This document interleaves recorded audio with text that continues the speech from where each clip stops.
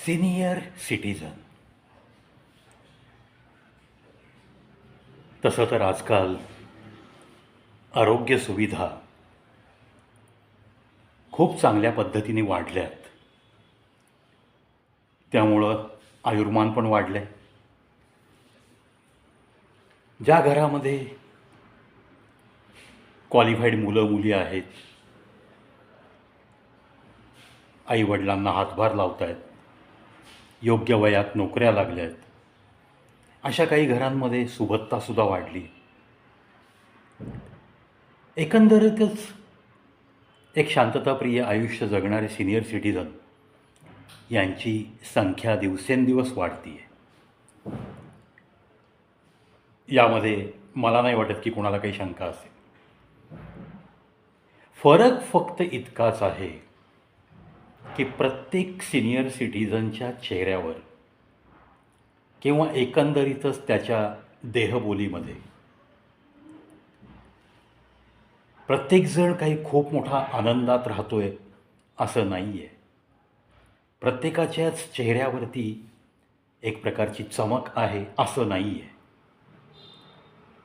म्हणजेच काही senior citizen हे पाहता क्षणीच समजून येतं की बाबा ही इज अबाव 60 किंवा 60पर्यंत पोचला आहे. काही सिनियर सिटीजन्स त्यांचं वय समजूनच येत नाही, म्हणजे अगदी 70पर्यंत आलेले असतात, पण चेहऱ्यावर एक वेगळीच चमक असते. आणि काही जण 60चे असतात, पण चेहरा अगदी 70-75 दिसतो.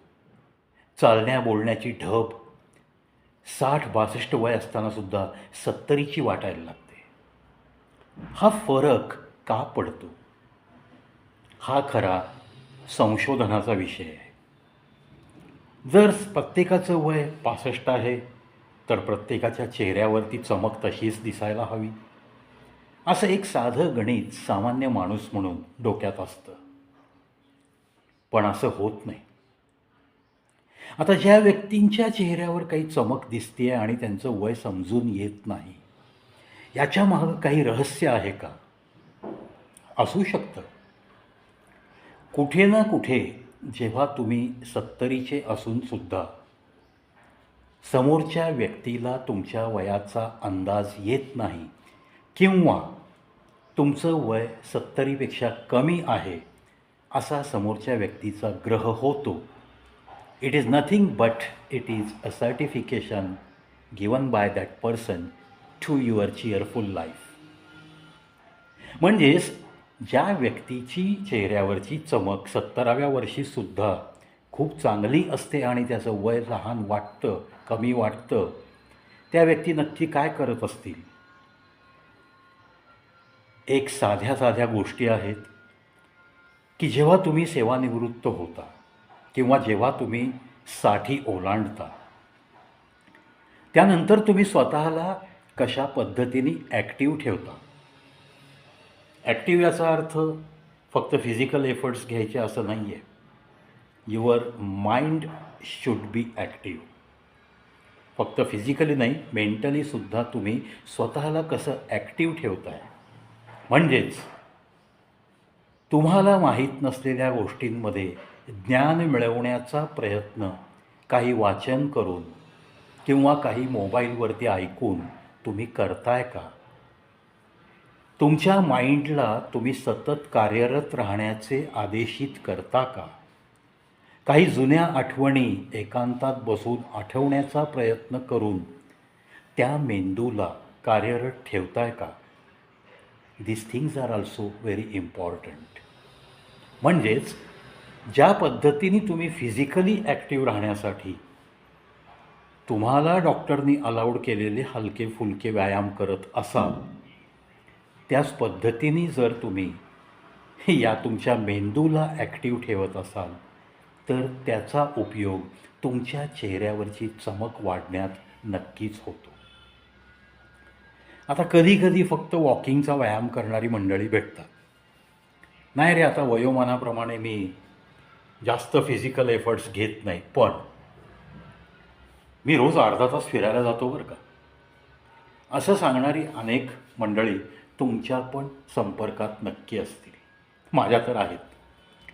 आता हे फिरणं म्हणजे चालत फिरणं, मग सकाळी फिरायला जावं किंवा संध्याकाळी फिरायला जाणं असू द्या, दिवसातून अर्धा तास 1 तास फिरणारी माणसं जेव्हा मी बघतो तेव्हा मला कुठेतरी ते खटकतं की कुठेतरी ह्यांचा वयाच्यापेक्षा जास्त व्यायाम सुरू आहे का, असं मला वाटून जातं. अर्थात ज्याच्या त्याच्या फिजिकल हेल्थ, ज्याला त्याला जशी शरीरयष्टी लाभली आहे, शरीरामध्ये ज्याच्या त्याच्या आईवडिलांकडून ज्या पद्धतीचे जीन्स त्यांच्याकडे ट्रान्स्फर झालेले आहेत, म्हणजेच एक आनुवंशिकतेची ढब जशी आहे एखाद्या कुटुंबात, त्या त्या गोष्टीवर या गोष्टी अवलंबून आहेत.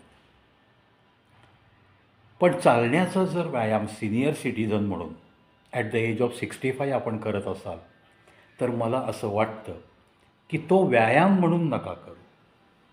चालणं हे भरभरच असलं पाहिजे असंही काही नाही आहे.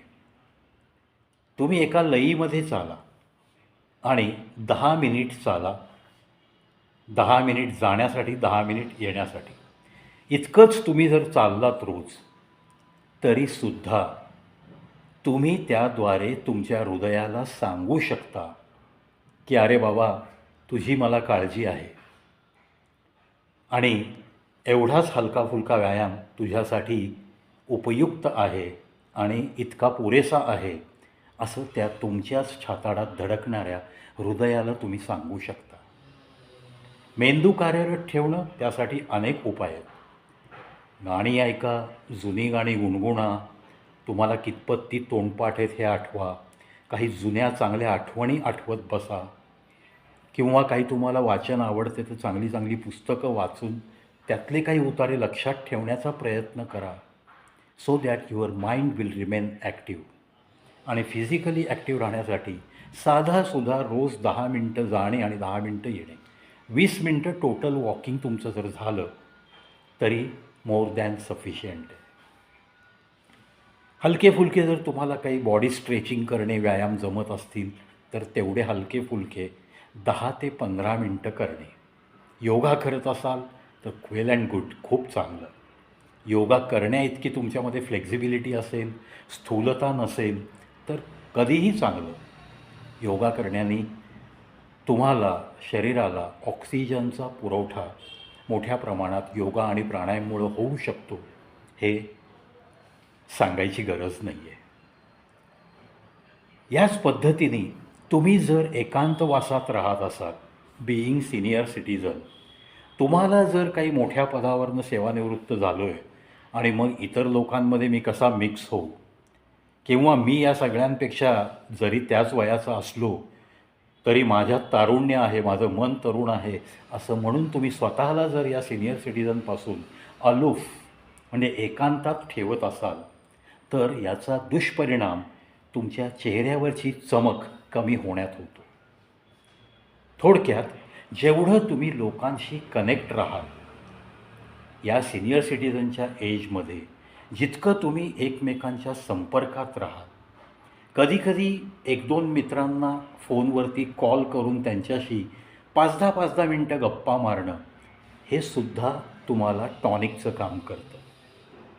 कारण कनेक्ट राहणं, एकमेकांच्या संपर्कात राहणं, याद्वारे एक वेगळा आनंद मिळतो आणि त्या आनंदाचा परिणाम तुमच्या चेहऱ्याची चमक टिकवण्यामध्ये नक्की होतो. गोष्टी थोड्याशा साध्या साध्या आहेत. घरामध्ये काही ताणतणाव असतील तर त्या ताणतणावामध्ये जर तुमच्या तरुण मुलामध्ये, सुनेमध्ये काही चर्चा सुरू असेल, तुम्हाला विचारल्याशिवाय तुमचा कोणताही सल्ला तिथं द्यायचा नाही आणि कोणत्याही आजच्या जनरेशनच्या ताणतणावाचा तुम्ही हिस्सा बनून तो ताणतणाव स्वतःवरती घेणं हे सोडून दिलं पाहिजे. तुम्ही म्हणाल आता फॅमिलीमध्ये इन्व्हॉल्वमेंट असते, असं कसं सोडता येईल? पण तुमच्या स्वतःच्या आरोग्याच्या दृष्टिकोनातून, तुमच्या स्वतःच्या आजच्या वयाचा विचार केला तर तुम्हाला ही गोष्ट करावीच लागेल. Without that you cannot live a cheerful life. थोड्याशा टिप्स मला ज्या माहिती आहेत, मला ज्या खटकतात, सिनियर सिटिझनचं आयुष्य चांगलं रमणीय व्हावं, त्यांच्या चेहऱ्यावरची चमक कधीही कमी होऊ नये, याच एका इच्छेने, या आशेने हा व्हिडिओ बनवला आहे. जास्तीत जास्त सिनियर सिटिझन्सना, दोज हू आर अबाव 60, त्यांना हा शेअर करण्यास मी तर विनंती करेन. कारण प्रत्येकालाच या टिप्स लक्षात येतात, माहीत असल्या तरी त्याची अंमलबजावणी करणं जमतं असं नाही आहे. कमीत कमी हे ऐकल्यानंतर तरी काही माणसं जरी सावध झाली, तर काही व्यक्तींच्या चेहऱ्यावरती जरी चमक वाढली, तरी माझा हेतू साध्य झाला याचा आनंद मी नक्की घेईन. Wish you happy life ahead to every senior citizen of our India.